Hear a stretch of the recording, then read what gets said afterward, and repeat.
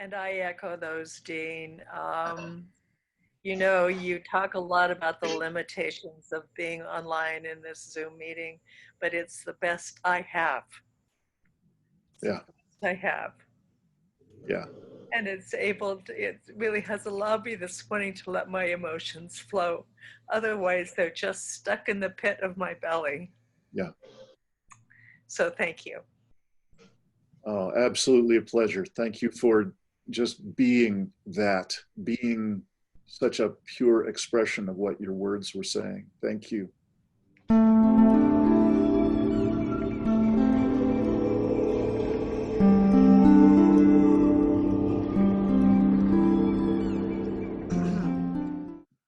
All right, well, welcome everybody. It is an absolute pleasure to be connected with you all again for one last time in this particular online learning series called Deep Adaptation in Times of Collapse.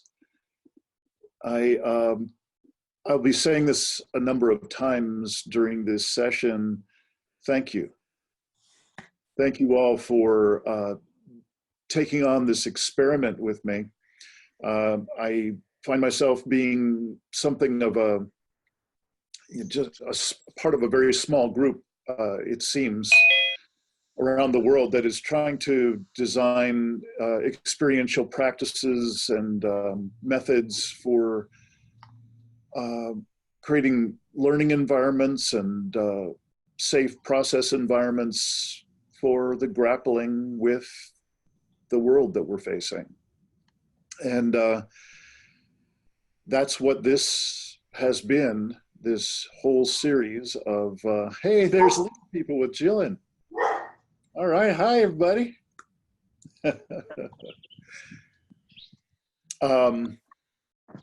This is an experiment, if you will, to see what kind of materials, what kind of curriculum, what kind of experiential or process-oriented exercises can be shared in an online environment, and how much needs to happen in a live online setting as opposed to what you can do on your own, you know, reading the links and so on that are sent out between sessions. So again, my thanks in advance for anyone who fills out the feedback form that I sent out a few days ago. If anyone didn't receive that, please just let me know and I'm happy to send it. Kurt, not again. Oh no, okay. I'm so sorry. I thought I had completed that. I will get that to you. So there were two things that were in the last email, between sessions email that I sent out. One was the, excuse me, just gonna take a moment to mute everybody. There we go. There were two things that I sent out in the last email between sessions before this session. One was that feedback form I just mentioned, which I would be very, very grateful for any feedback that you can give me and the curriculum that was involved with this webinar, and really anything from your perspective that could be improved, that would make it more attractive to you, more useful to you, more valuable as an experience. And I really am serious that I am open to any sort of critique. I am really hungry for any feedback that you have for me personally, from stylistic, you know, to, you know, really at any level. I am inviting your feedback. So hopefully enough said on that. And again, and thanks in advance for anything you do send this way. The other piece that I sent out was the homework that I requested last session. And that homework is for you to write a eulogy for yourself. So I understand completely that some people may have chosen not to do that. And that's absolutely your choice at any point for any of the assignments that show up in this series. And there are obviously also people who might not have read that or seen that email and that request or that assignment. We will be breaking up into groups quite soon. And in those groups, in the first session of those small groups, we'll be reading those, sharing those eulogies with one another in the small group setting. I would also invite anyone who did indeed do that assignment to consider reading their eulogy for the whole group. We will have an opportunity for a couple of people, if they choose to do so, to share that reading with all of us after the small group session of that. I'd like to, before we go to small groups, I'd like to just give you a little bit of update and a little bit contextual update and also logistical update. Contextual is I would just like to tell you a little bit about this project and the body of work that I'm creating and delivering. And I just want to start it by saying I think there's just more than a little bit of insanity in trying to address this, the most important topic that humanity's ever had to face. I don't know how much each of you is engaged in this kind of creating this kind of curriculum or engaged in these kind of conversations with your loved ones, with your neighbors and so on. But I noticed that it's an extraordinary and often quite difficult conversation to have. And it would seem like culturally, particularly in the USA, we're not very well suited for having these kind of conversations with people, at least most of us. I think I'm going to leave that there. There was more I wanted to say, but I think it might be redundant. I have a feeling that you all are quite aware from your own perspectives what some of the built-in difficulties are of addressing this conversation. And perhaps we can share a little bit in the small groups about that as well. But I would like to give you a little bit of an update, is that about 10 days ago, I returned from a week in Greece with Jem Bendel and his partner, Katie Carr. And it was a remarkable setting. It was a remarkable reason why about 20 of us total got together at this little conference center on the coast in Greece.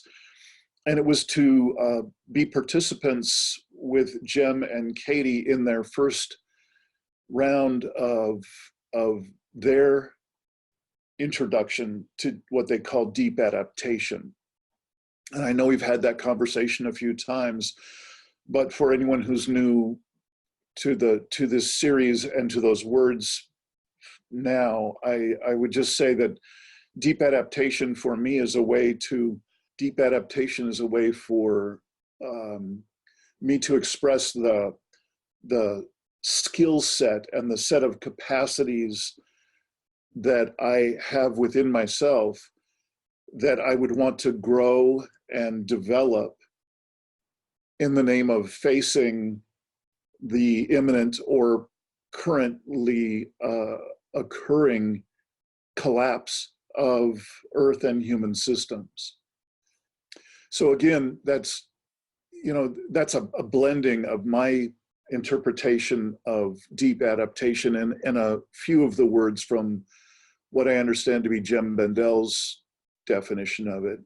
What I can tell you is that Katie was the primary designer of the week-long training that we did, and both Jem and Katie facilitated the week, and I think they did an extraordinary job. if I were you, I would look for when the next opportunity is to participate with them in such a thing and get there. Again, I think they're doing a fine job of facilitating an in-depth, a deep dive into that which we've been touching in briefly in an online environment for little 90-minute sessions 6 times in 3 months. It makes a huge difference. I'm gonna take just a brief moment. If there's anyone who has a really pointed question, something that's really bugging you and you'd really like to ask about that, I would love to put a little bit more detail into that description of that experience, and I want to be sure that it's addressing what your interests are. Is there anyone with a particular question about that experience of Jem and Katie's workshop? Well, what was the takeaway? Like, What if was you my had to, takeaway? yeah. I mean, to be fair, I knew all the components that they had gathered from various sources, so there was no real surprise to me in terms of the elements they put together.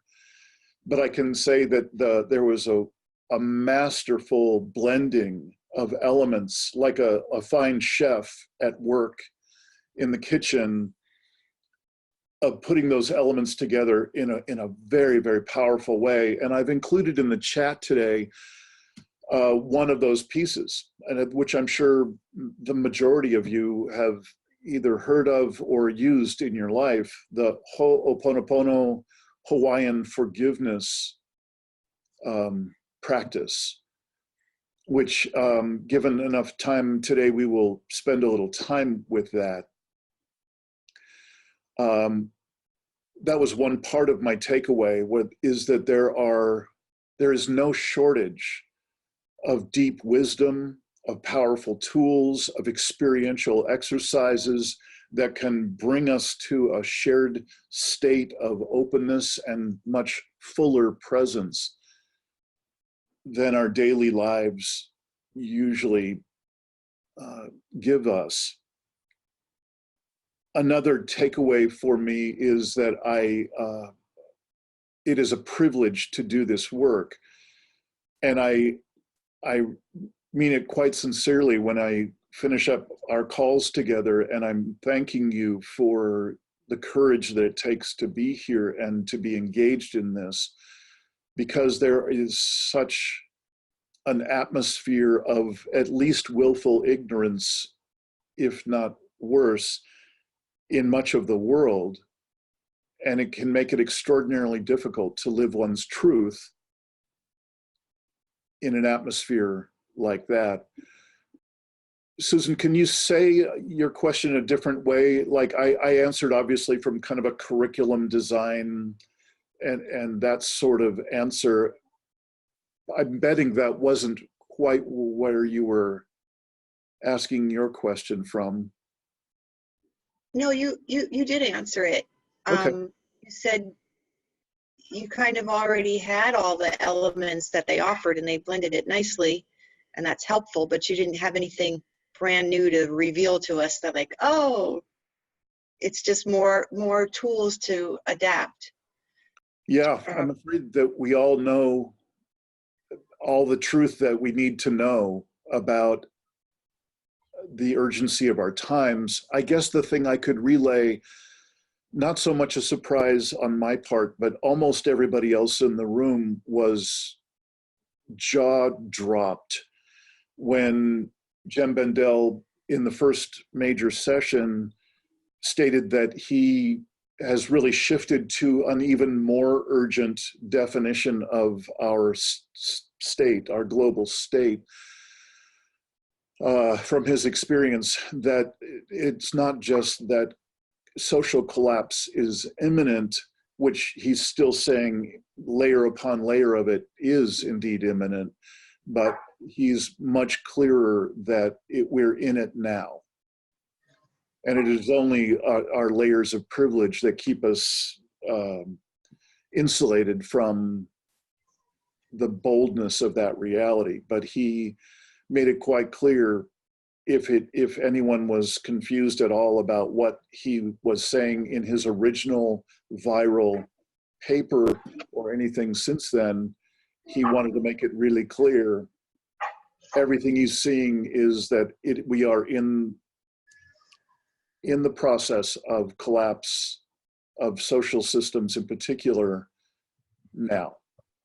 So I guess that's what I would add. Is there any other question? Any other? Yeah, Kurt, please. Yeah, well, I was glad to hear that there was included the Hawaiian thing. I mean, one of my deep concerns, as you know, is the disparity in class and race in all of these issues. And just noting again that this is an all white, pretty much, at least from what I can see. Maybe there are folks that are have a background here, but so I guess the question for me around, how I'm wondering how they lifted up all of that. I mean, he's talking about seeing this as imminent, and social collapses absolutely already occurred in Afghanistan, in Iraq, and in Yemen, and Somalia, and then here in the United States, in communities of color, they've been experiencing social collapse and authoritarian oppression for hundreds of years. So this, to be perfectly honest, this feels in some respects like a white problem. That we are noticing all of a sudden that we are now up against the wall. And I know that it's global, but so anyway, I just wondered if there were ways in which, because you see, as you said, it was such an international gathering and there were people from many different countries, and I'm assuming people who are not European or Euro, and how they came to, how they were involved in the conversation together, what rose out of that, and what takeaways you had from that. Yeah, I don't have any answers for you particularly about how we ended up with a decent gender balance and a number of different countries represented, and not just Canada, the US, and yeah, I didn't mean so much how they showed up, it's what they did and how the conversation proceeded around those issues. What I can say is that each person took it very seriously being there and did their inner work, and shared that inner work with each other in a way that I was just deeply moved and inspired every day by being there. And so I can say that there was, that week was a moment of possibility for people from around the world to be on the same page, at least briefly, and truly be connected. That's all I know to share right now. Dean? Yeah. I just following up on what Kurt said, and I appreciate you naming that, Kurt. It's a concern of mine too. I'm kind of different minds around this. Like, on the one hand, I think, well, you know what? We as whites do need to walk into some very difficult territory around privilege and around the way we're always kind of directing the conversation. And maybe, there's some value to whites facing whites, but there is a kind of glaring absence of people color in this conversation. And I also appreciated what Kurt said about class, because I do think class needs to be recognized more within the white community and elsewhere.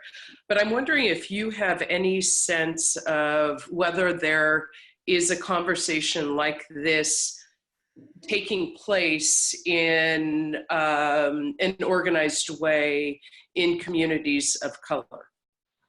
You know, a discussion around collapse and the particular issues or challenges that are faced more directly by people of color than whites. Yeah.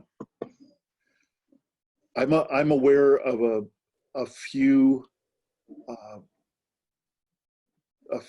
people that have definitely shown up in my field of view that seem to have an extraordinary amount to say and a quality of what they are ready to say about the issues we're talking about. What I'm happy to do, I'm trying my best to remember, for instance, the name of a book or even the podcast that is coming to mind, and even the name of the two women that are first on the list that I'm talking about. And I'm going to mess it up because I'm just not remembering well enough to say them right now. I'm happy to include the names that I'm talking about, the podcasts that I'm talking about, and the couple of books that I'm talking about that are the closest I've seen to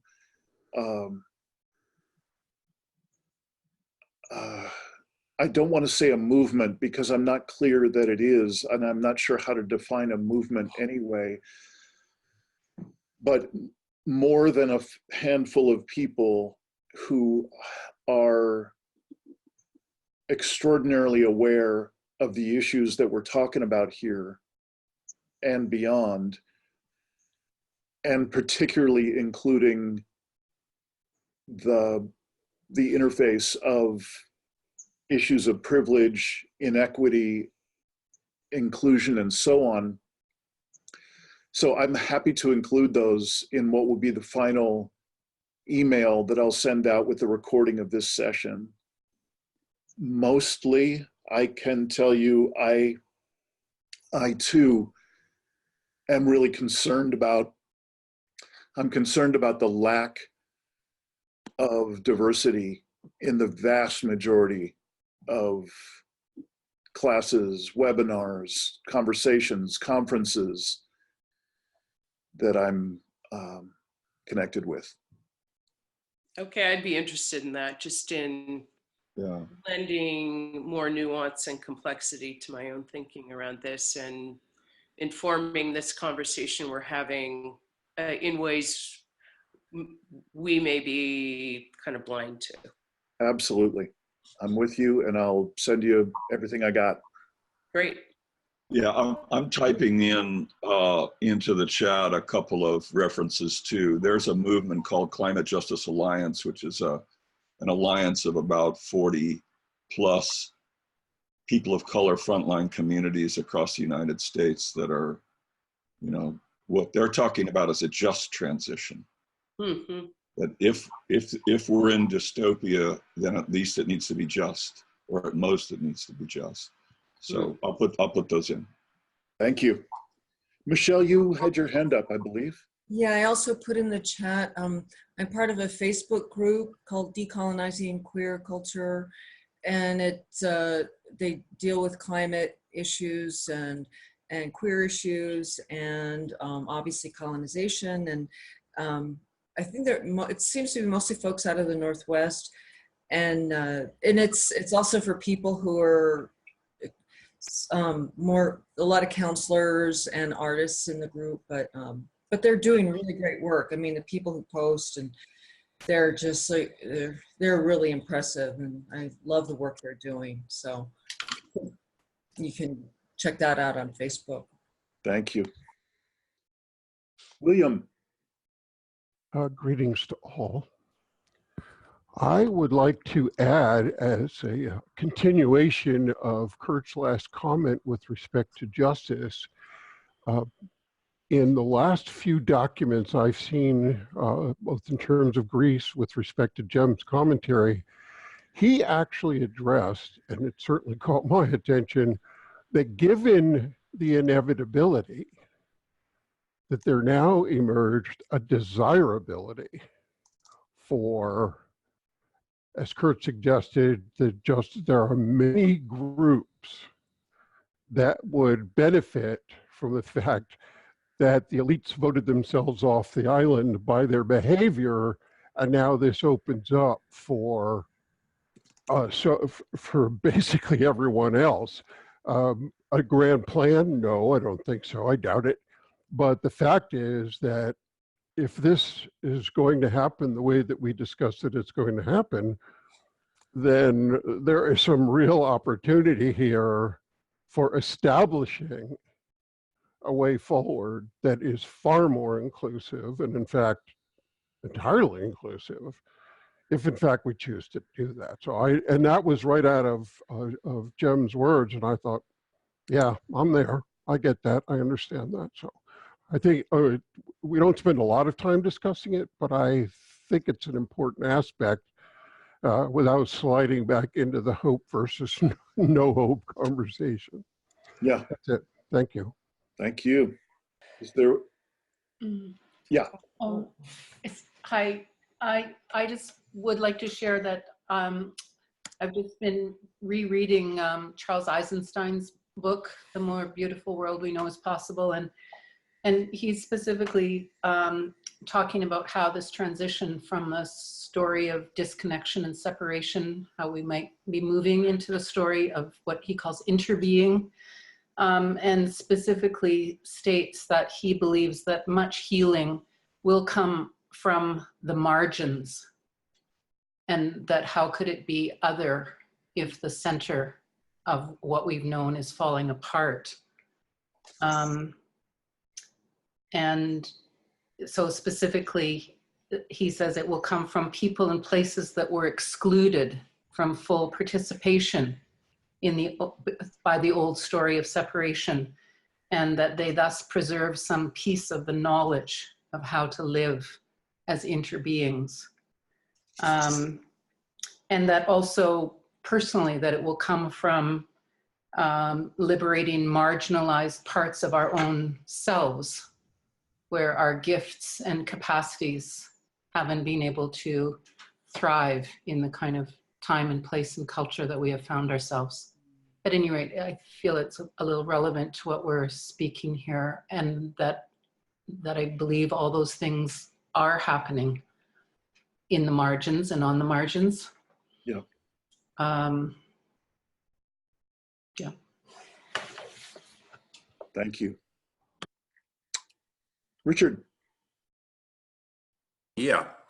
So I strongly am interested in the issues that Kurt raised, and I think that just intrinsically it's important that people of color be embraced and connected with regarding the issues that we're all discussing. This is probably nothing new to anyone, but up until now, for the most part, in the environmental movement and everything along these lines, sensitivity to the earth has been understood more or less as a progressive thing.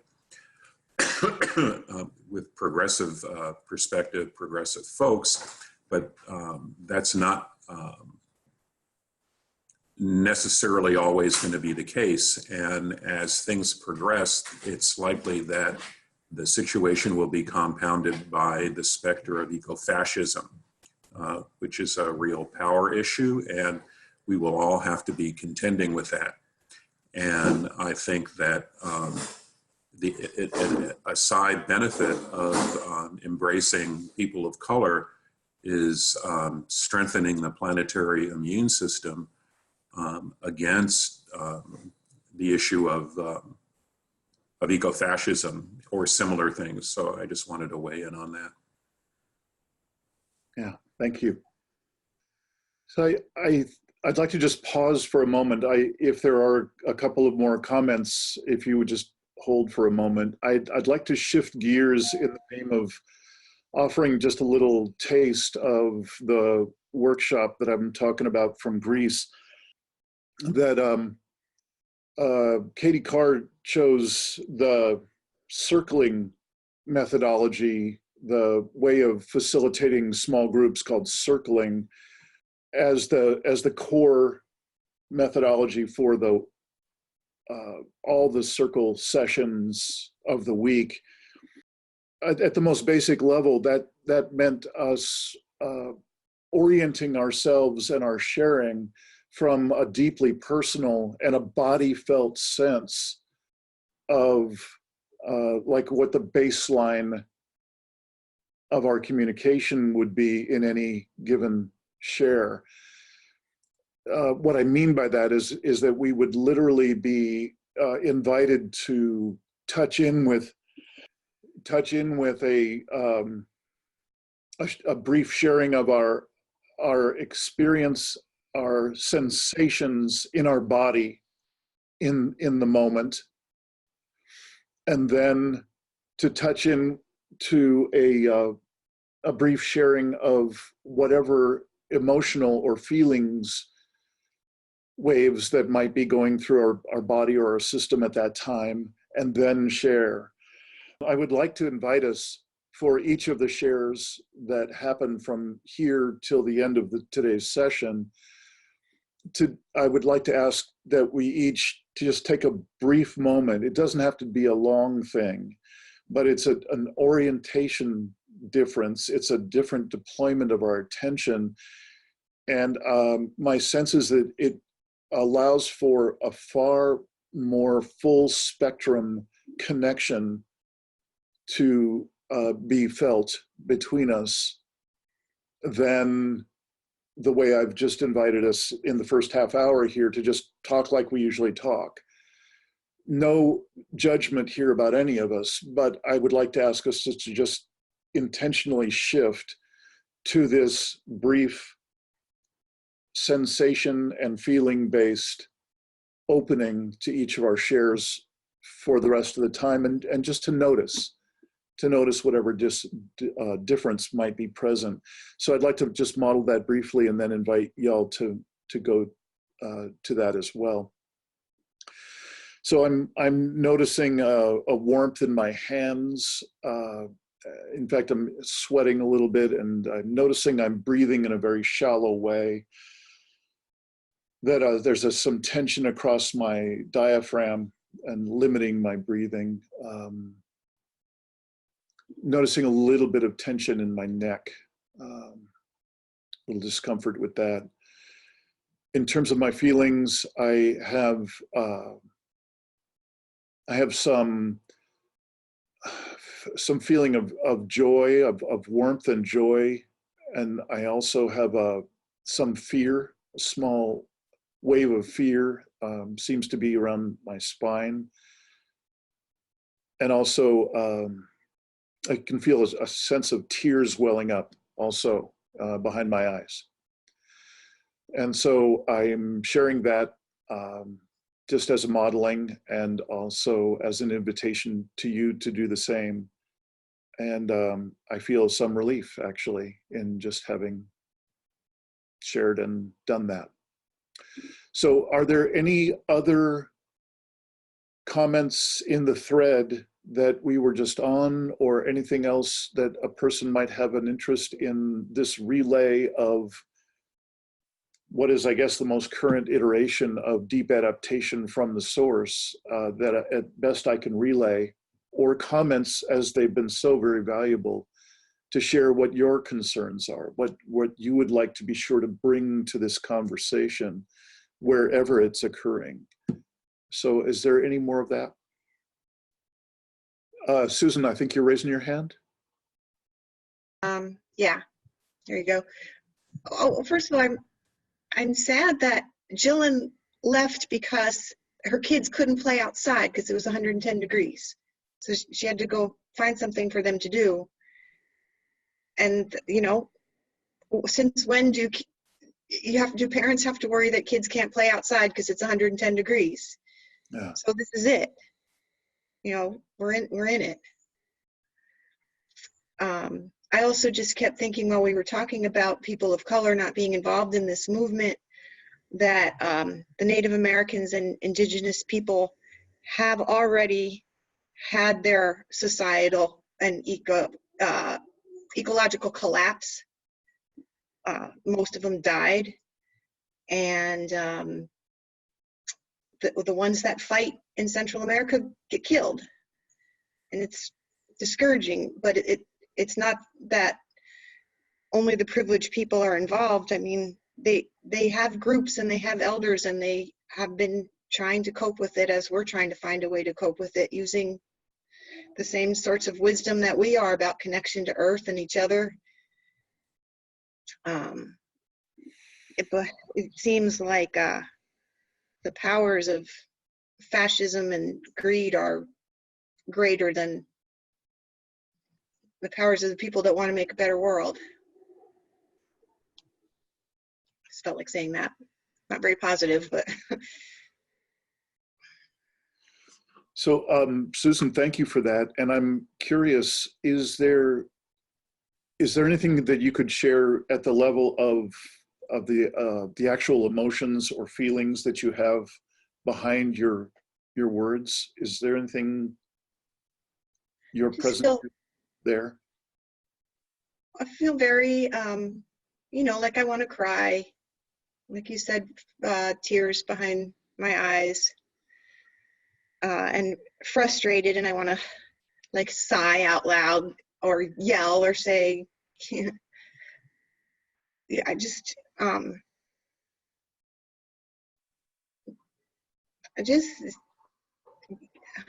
am angry mixed with despair that it seems like the people who, the Native Americans, they had it right to begin with. They did think about the future generations, and they did have ceremony, and they did have connection. And then this other part of other type of human, for lack of a better term, the white Europeans, or they just conquer. And I'm afraid that's what's going to happen to groups like us. We'll just be crushed under Trump people. That didn't answer. I didn't follow your instruction. Frustration, anger, tightness in my chest and throat. Thank you. Thank you. So for me, I just got such a you expressed beautifully at the beginning. And then for you to take that moment to just kind of lower down and share from a bit deeper, I was able to feel that across the interwebs here, and thank you so much for doing that. I'm sensing that it's might be a good thing for us to go to a deeper sharing, and perhaps doing that in the smaller groups, and it seems like a shift from what it might have been some agenda that I had before about what we might be talking about in those small groups. Can I just get a quick sense of how many people did indeed write up this eulogy, this self-eulogy? And if you did, if you could just put up your hand and hold it up so I could see it and get a quick count, I'd appreciate it. Okay, quite a few. And really, please, no judgment. I have no judgment for anyone who did not, for whatever reason. It was absolutely an optional activity. So what I'd like to do is break us into groups of 3. And to the best of my ability, actually, it's going to be completely random. So you might end up with 3 of you who have written your eulogy, and what I'd like to ask is that you just keep have a timekeeper, and so that you divide the time up between the 3 of you evenly, and it's going to be 15 minutes total. So the first thing that you'll do is choose a timekeeper and choose the first person who will be sharing. And if whoever does not have something pre-written for your sharing, I'd like to ask that you consider other questions, other actually open sentences in the tradition of Joanna Macy and the work that reconnects, open sentences that could, your repetition of using any number of these open sentences could open up your sharing in a similar way that the eulogy might have for others. So we'll be 15 minutes. We'll be 3 people in a group. Some will have a eulogy to share. Others will not. And I'm asking that you take the time to open up your sharing, starting with sensation, then going to a brief mention of any feeling waves that you're aware of, and then using as much as is useful the open sentences that I'm about to suggest, and I guess I will write them in. We've already used this next one, this next open sentence that I'm writing in. We've used this before, and I am hearing it so much in today's conversation that I'm just inviting us to use it again if need be. I invite you to explore especially any uncomfortable emotions, emotions that are not usual for you, or if you are anything like me, there might have been some emotions that were encouraged or called the good or positive emotions, and some that were called negative and were not encouraged in your family and so on. I would encourage you to dive into and share whatever emerges for you in using these sentences. Are there any questions about what we're doing? I do have a question. Yeah. Do I understand you to say that those of us who have a eulogy are to share them, and those that don't are to answer the questions? Yes, and it is not meant to be quite that firm. I am very sincere in people only sharing that which they're comfortable sharing with others. So if you've written your eulogy and you would just rather not, please use the open sentences. And if you have some other emerging expression, I invite you to trust that and to share that. So it's really open-ended for you. Any other questions? Oh, there's one more. There's one more that for those who didn't write their own eulogy or could be inspired by adding this to it if they did. That last one, the gifts I bring to this life are.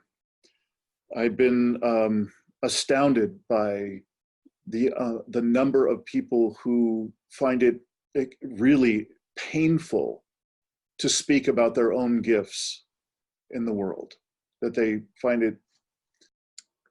Okay, we have a few of us back. I'm wondering, there we go. There we have people coming back. All right, welcome back, everybody.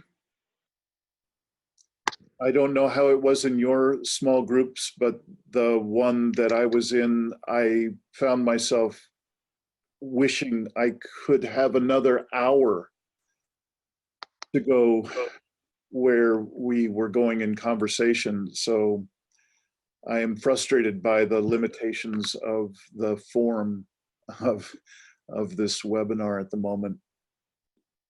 We do have quite a bit to cover here in the last few moments, but I want to just open up the microphone for, is there one person who just knows that you just really want to share whatever is bubbling up for you out of that last small group, something that moved you, something you would really love to share with the rest of us. And just unmute yourself and go, and then we'll move on. And I think it was Peter that was on the phone in our small group, Yes. talked about going to the spiritual more side for him, which was thinking of everything that's happening as one cosmic instance, or maybe not even happening at all. And he spoke more, and it was very articulate and meaningful. And I found myself thinking, well, okay, well, if that's true, then isn't our path to go back to our families, to go back to our pseudo real or unreal path, and stay with our families and our children and our grandchildren and our neighbors, as if, and walk into the future in a less conscious way.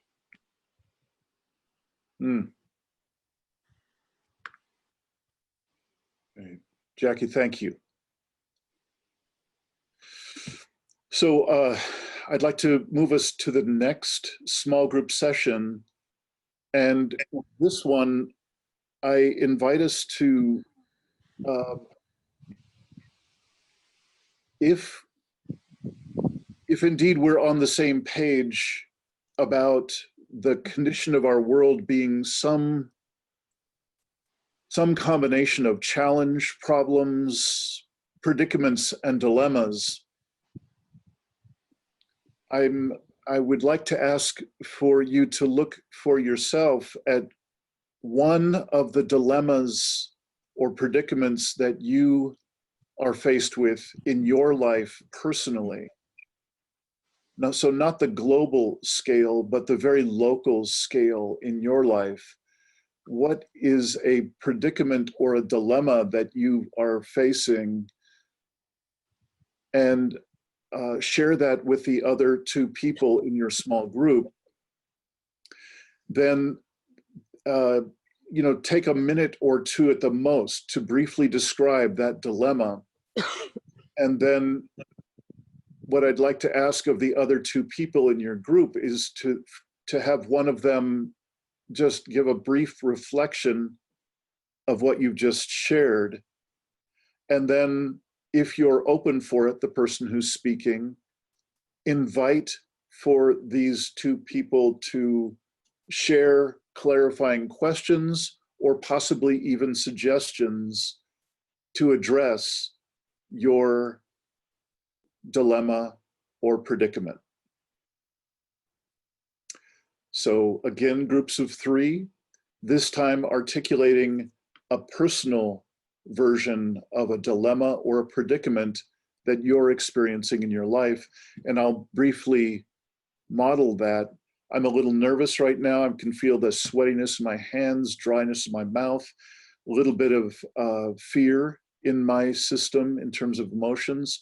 And what I'm grappling with, a dilemma that I'm grappling with in my body of work and my life right now, is how to speak with people very different from myself in a way that brings us somewhat closer together, at least in understanding, if not some more closeness than that.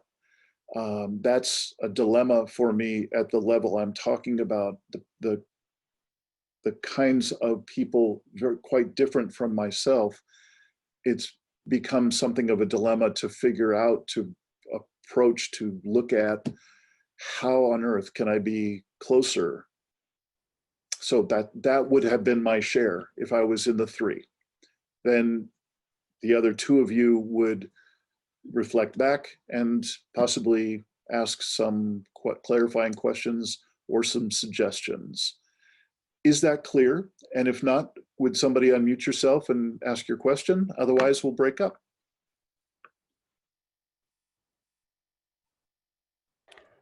Dean, does it have to be a problem? Can it be expressed as an opportunity? Oh, absolutely. Sure. Sure, but just something that is not immediately obvious, in which solutions are not immediately apparent to you. I have a question. Does each person do the problem or just one person? Each person will have their own particular dilemma or predicament or opportunity that they're going to briefly share with the other two. And so you'll divide the total time up into 3 again. Okay. Alrighty, let's do it. Hi, Dean. Yes. How you doing? I missed the first half of this, so I've heard the second half from the beginning of the second half. Right. And I do have a personal issue, which is that I'm at the moment traveling around doing kind of retreats, which are to make people conscious about Right. what Sally, let me stop you. I've got you signed up to go into a breakout room. Can you see on your screen something that says click here to go to your room, go to the room? Okay, you don't have anything on your screen saying click on this to go to a breakout room. Boy, it's very strange. Okay, so let's make this work. Let me just one moment. I'm setting a little timer for myself here. So Sally, did you hear the instructions for this particular conversation? Can you hear me? Yes, now I can. Okay, yeah, I did hear the first thing and I heard your model version, and I have a version which is that I'm at the moment traveling around the world doing retreats to make people aware of becoming sustainable living communities. So I want people to concentrate on becoming happy in a way that makes the earth happy and sustainable and regenerative, which I basically break down as to sing, dance, and grow vegetables. If people can spend their time singing, dancing, and grow vegetables, I think it would be a much better contribution than living off the system. But the problem I have is that I have to reconcile my own, that in order to do that work, I have to resort to flying. I have to resort to sometimes buying water, things which, are very, so obviously the best thing to do personally would be to be in one place and to work the land and be in one community on the land. But in reality, I think to make the biggest impact possible, I have to make use of industrialized goods and services. So how do you reconcile that, Yeah.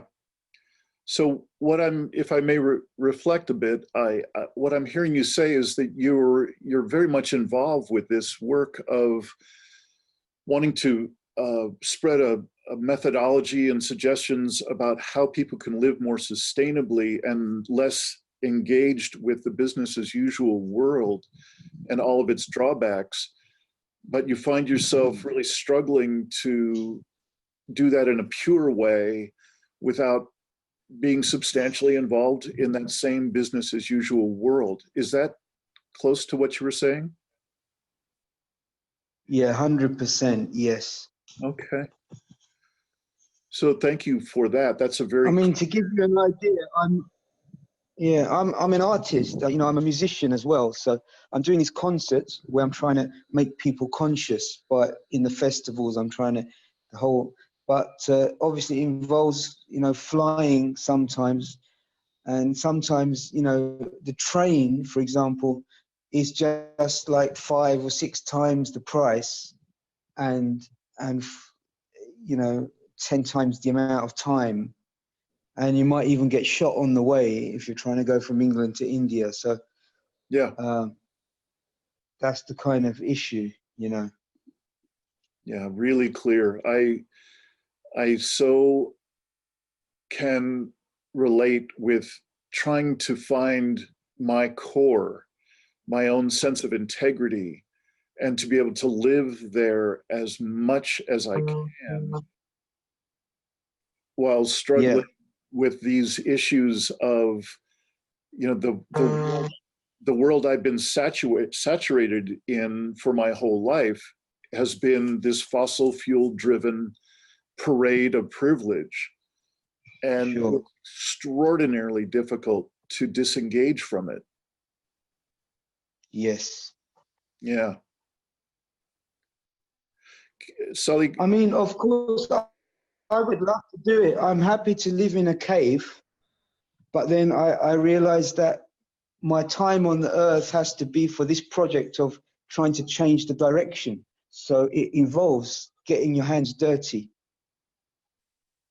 I'm curious, something that you may have come in after I introduced a particular way to share that can deepen our connection between you and me, for instance, right now, is I'm curious if you could mention any sensations that you're aware of, to just kind of bring yourself as fully present in your body as you can, just a moment or two of that. And if you would follow that with any emotions that you happen to feel as you've shared something that sounds like it's pretty close to your center.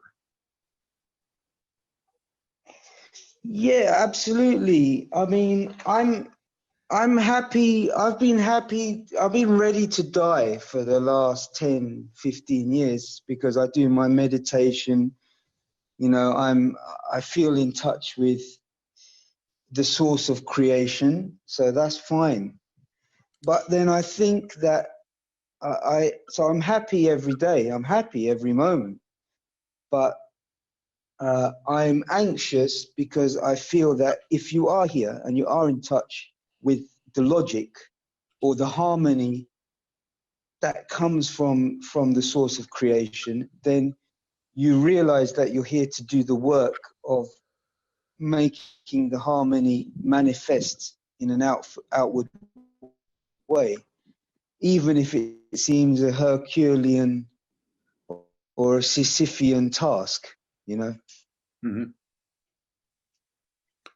So I'm curious if there are any emotions that occur for you when you are particularly aware of that paradox, of that kind of bind. Are there any emotions that come up for you?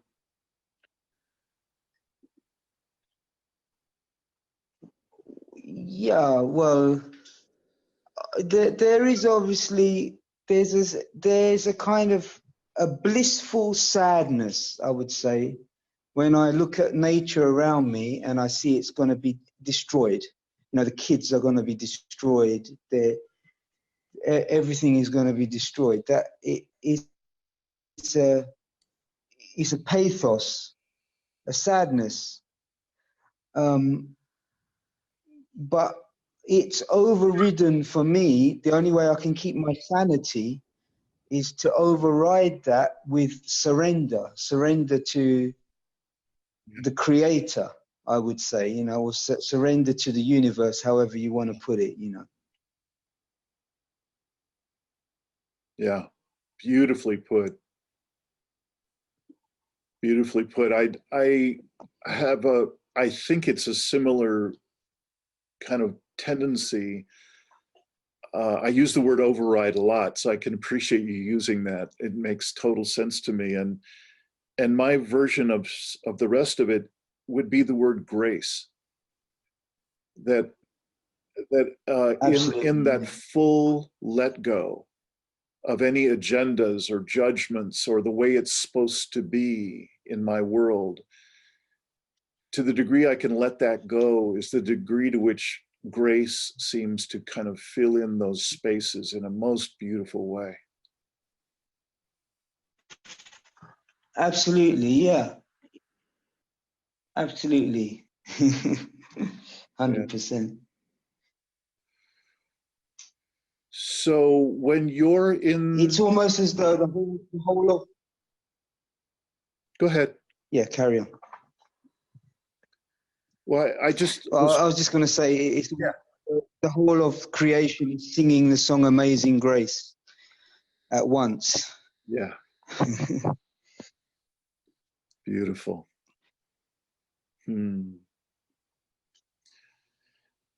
Well, we have about 3 or 4 minutes left, and I'm curious, Sally, if you just took a deep breath and imagined yourself speaking to yourself when maybe you've just gotten off stage from singing, or you're in the full motion of the kind of work that you're doing and the ways of working with people that you do.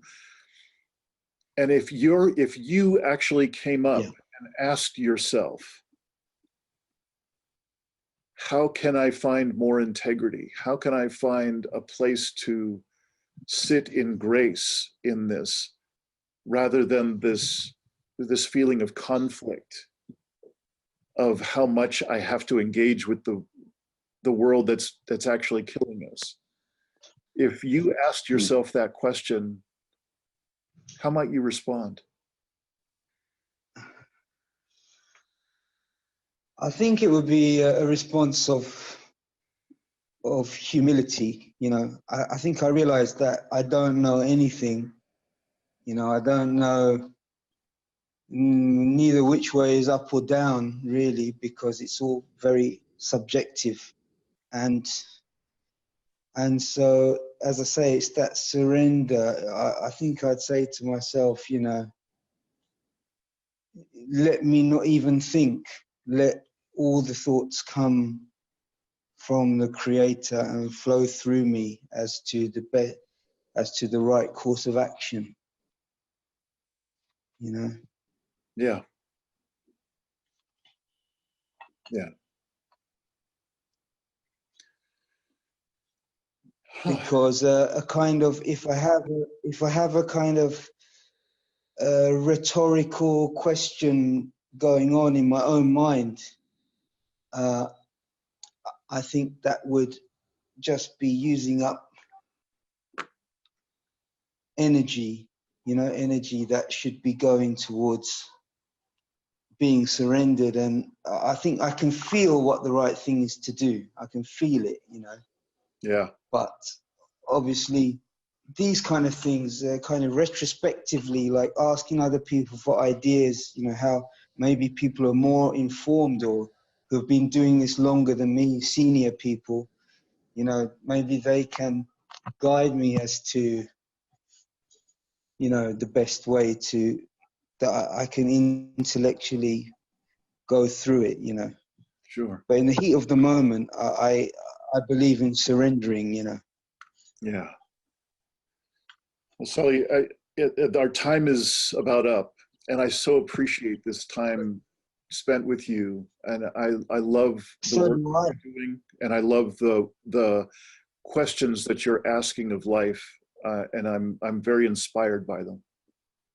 Thank you. I'm very inspired by you too. Thank you very much for. And I'm going to hit a button now. Doing this, for opening, keeping this forum. You are certainly welcome. Brilliant. I'm going to be hitting a button now to bring us all back together. Thanks, Dean. Thank you. And here's you and me back in the main room now. All right. Okay, the first one. That's an honor. Okay. Yeah. Welcome back. Everybody's back. It looks like maybe plus one. All right. Well, we are ridiculously close to the end of this, the final session of Deep Adaptation in Times of Collapse, 6-session series of these brief 90-minute sessions on 2 Saturdays in each of May, June, and July of 2019. really a prototype or a beta test of what's possible in an online environment as we look to build out this skill set, this way of broadening our ability to be present in the face of collapsing systems, both Earth and human systems.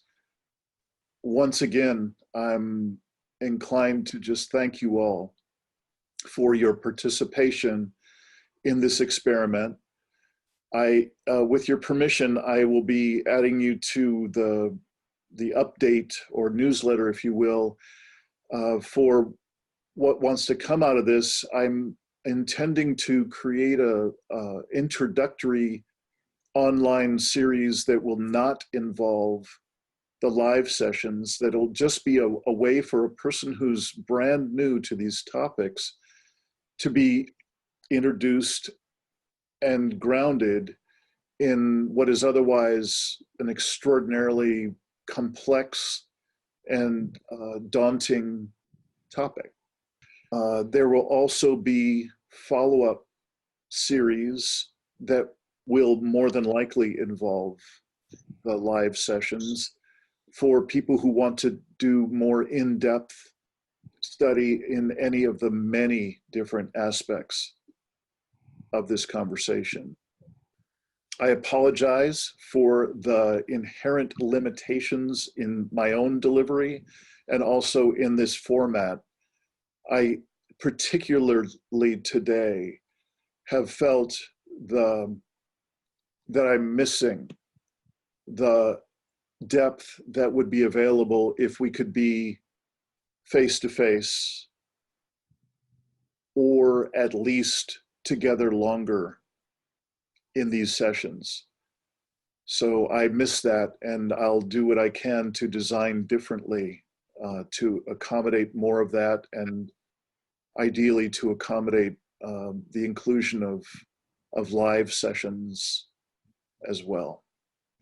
It's actually officially closing time. I'd like to again thank you all, and anyone who needs to leave right now, because this is the official time we've stated to go, please feel free to do that, and thank you so much again, and look forward to one final email from me with the last remaining resources and the recording of this session. And I'm going to just declare that there's another, I'm going to go to 10:45 my time, another 14 minutes for anyone who would like to stay. And I would like to open up the opportunity to share in the name of completing your experience, anything that you would like to say from your heart to ours. So let that sharing begin. Dean, before everyone has to rush out, and I can appreciate the pressures of time, let me just say on my behalf, and quite hopefully on the behalf of others, how much we deeply appreciate you precipitating this conversation. Just knowing that there are others at and beyond my level of understanding of what's happening here has eased my mind enormously. And so in the shortest form, I want to say thank you, and deeply appreciated that opportunity. And I look forward to participating and learning more in the future. Thank you. William, thank you very much. Blessings, brother. Hey, Dean, one thing I wanted to say is just that as scary as collapse is, and what's happening is, and what's going to continue to happen is, for me, the single most painful part of it is the isolation. Mm-hmm. And I can't tell you how grateful I am that you are connecting those of us who are ready to talk about it and connect and try to find, meaning and support each other. That helps me so much. So thank you for your role in my life in that way.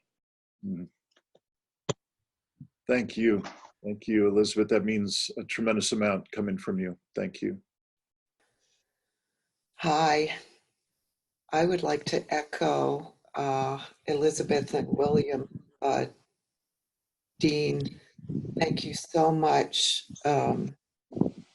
for the incredible amount of effort that you have put into this project and the work you've done for years before to get us here.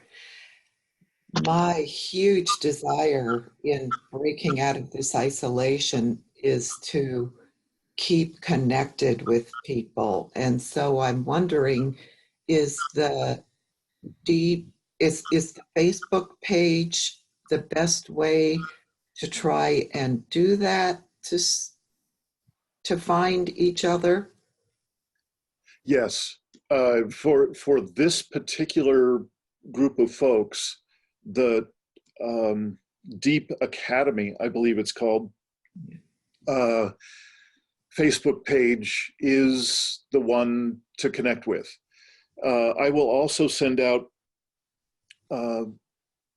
links to other communities, other circles that are extraordinarily sympathetic to these topics. So I'm happy to include those, and it looks like a few folks might be writing them in, some suggestions into the chat as well.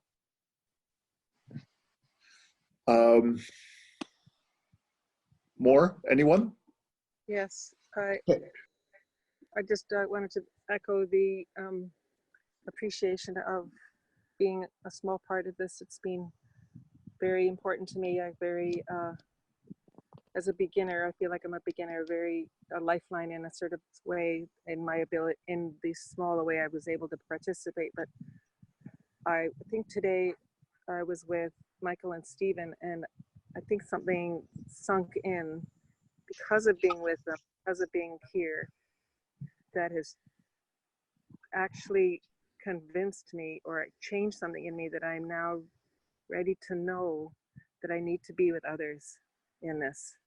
And I knew it before, but I only knew it like as a to-do list. And now I sunken in somewhere, and I really, really appreciate that.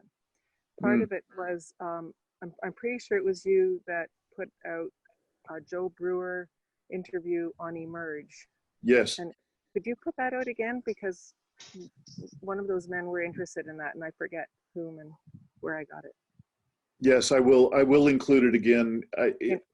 Time and again has been coming up as a foundational piece. And I'm very pleased to announce that I'll be doing an interview myself with Joe Brewer, and we'll be starting at that point in that conversation that you were just talking about, and we'll be launching from there. I'm very excited for that conversation, and I will be sending out yet another email to you all after I post that interview. You'll be the first to know, and I'm extraordinarily excited. And thank you, Jackie, for so much for sharing that way, because I really meant it. That it is part of my dilemma at the moment, is how to have people really get how deeply important it is for us to connect with one another, for us to find our people. So for you to share that, as it really meant a lot. Thank you. Thank you. Is it possible for me to say something for 1 minute? Oh, please. Yeah, thank you, Dean. I'd just like to encapsulate what Elizabeth was saying, the isolation. I think the isolation is the route back to our way out of the mess. What I'd like to echo, what I do at every opportunity, is echo what I think is the solution, which Gandhi said back then, and which I think our ancestors have been saying over the last 12,000 years. The head of the tribes would always get people to sing and dance together, and of course to gather food and share it together. So I think that translates as singing, dancing, and growing vegetables. And that's the message which I echo everywhere I go in the world, is to tell people that the most tangible change we can make so that we feel better as an individual, our community feels better, the people who surround us, and the earth itself feels better in a very tangible way, where industrial farming takes 100 calories to produce 1 calorie of food. And permaculture requires 1 calorie of energy to produce 100 calories of nutrition in the ground, i.e. the product that we eat is just a consequence, and the actual value is what we, in the way in which we regenerate the soil with fertility and water retention. So if we can, as individuals, as communities, put our time into growing vegetables and becoming a more integrated solution community through singing and dancing primarily because it gives us the greatest joy, much greater than iPads or Facebook or anything else. Well, I think the small patches of community like that around the world will be, in Gandhi's eyes, would be the solution anyway. Great. Sally, we have time for a couple more. Is there anyone who would like to speak their piece, so to speak? I'll just add my thanks to your facilitation as a group. I would look forward to further connection with folks like this. And I also want to throw in a mention that one of my personal lines in the sand is Facebook. I just don't go there. So, you and me both. Yeah. That and you know, if you happen to have a short list like the next 10 things I'm supposed to do to take care of this problem, I'd be really interested in seeing it. I have, stay tuned for my book and workbook that are coming out soon, but I will be including something like a short list in this next couple of emails to y'all. Thank you so much, Stephen. I would like to say thank you too. This is my first time to be on the group live, but I've been following it and other people working on this. And I want to add something related to what we talked to at the beginning about other, you know, people to be involved in this, not just people with white skin. But I think for me, one of the things that's helping is to get involved in all the local helping people that are oppressed. You know, and I live in a community where Dolores Ware to the United Farm Workers, people who are fighting being poisoned in the fields. And also we have a detention center that, you know, we're visiting people and helping pay their bonds. And I think for me that helps. But I'm very thankful to find a community that's bigger and here and other people to connect with. Thank you very much. Good to hear your voice. Dean, I just have to register that, you know, I'm missing so many other people who have signed up for this experience who are not with us today, especially after the very strong appeal that you put out, and I'm missing them. Yes, you and me both. It's one of the biggest conundrums in this whole webinar is, where are the people? Thank you, Michael. Thank you very much for bringing yourself here as much as you have. I deeply appreciate it. Yeah, thank you, Dean. Great work. I don't want to hijack this too much, but that was part of my small group share. Was I have a serious approach avoidance with this thing. Every time I try, like, I know I need to be here and doing this kind of work, but it's hard to just get off the couch metaphorically. Yes, yes. maybe some more feasting and dancing and music. Okay. Duly noted. Thank you. So I'd just like to add my thanks, Steve. It's been a real privilege to meet these people and show up with those who showed up. Thank you so much.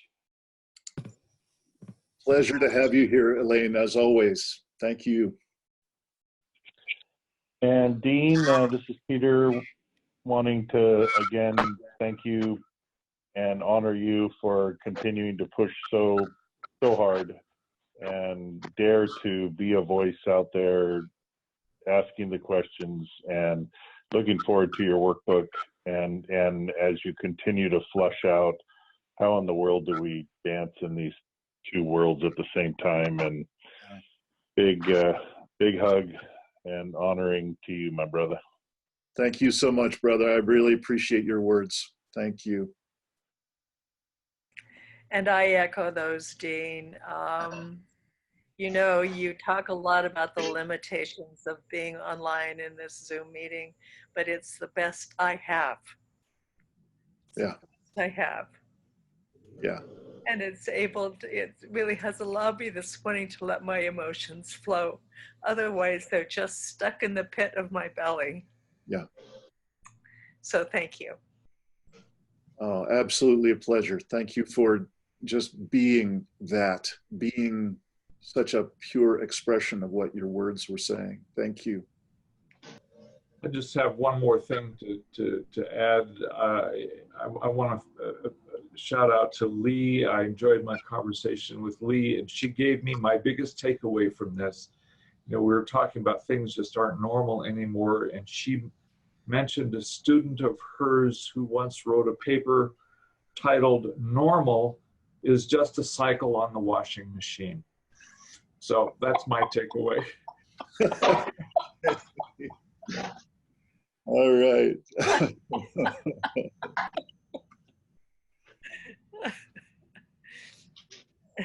It looks like we are getting close to this last deadline. Is there anybody who wants to sneak in under the wire here? All right. Well, my warmest blessings to us all in this, the most extraordinary and daunting conversation humanity's ever had to face.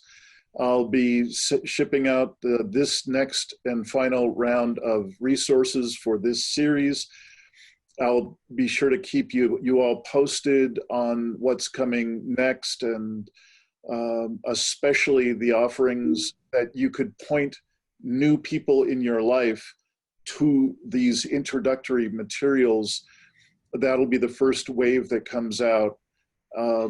Thank you all for helping in the formulation of this next body of work, this next way of addressing this most important conversation.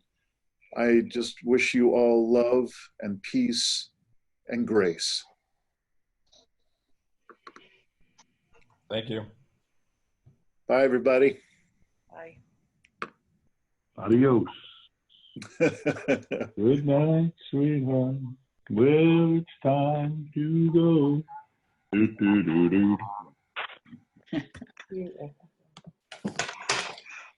Big We're love. supposed to sing, right? Thank you. Sing, people, sing. And somebody pass me the salad from that other table there. I want to sing along. There you go. Anybody? Fresh from the garden. Just for you. Love to you all. Thank you so much. Thank you. Good.